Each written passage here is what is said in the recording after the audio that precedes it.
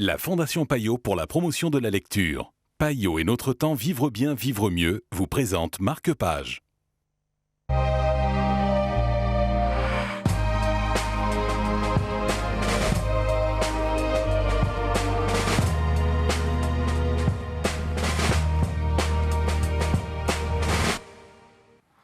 Bonjour et bienvenue dans Marque-Page, Goya, l'énergie du néant de Michel Del Castillo est le livre dont nous allons vous parler aujourd'hui en compagnie de Laurence Desbordes. Bonjour Laurence. Bonjour Zelda. Une biographie sur Goya un peu différente de tout ce qui s'était écrit jusqu'à maintenant. Oui, tout à fait.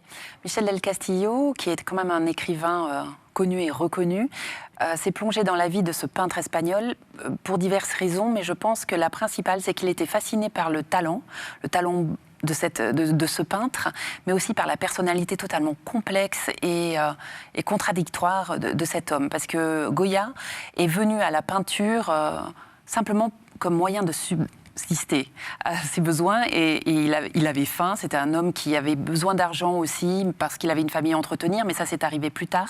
Il avait vu surtout son père et sa mère dans une certaine misère et lui il est allé à la peinture parce que son père était doreur. Il faisait de la dorure pour les différents monuments et il s'est dit que la peinture c'était finalement un accès à une certaine pitance assurée. Et puis il est devenu ce grand peintre qu'on connaît tous, qui est surtout connu au début pour ses portraits de personnalités de tous les royaux, en fait, espagnols de l'époque.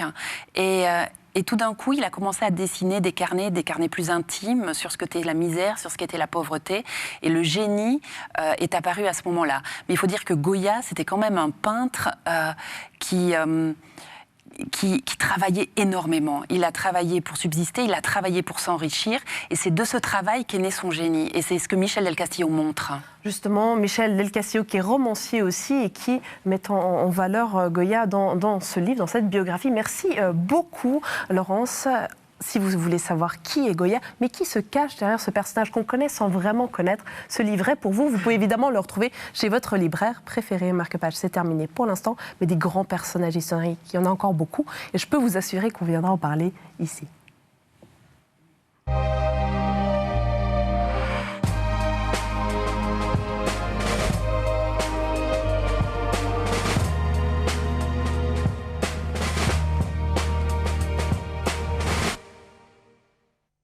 La Fondation Payot pour la promotion de la lecture. Payot et Notre Temps Vivre bien, vivre mieux vous ont présenté Marque-Page.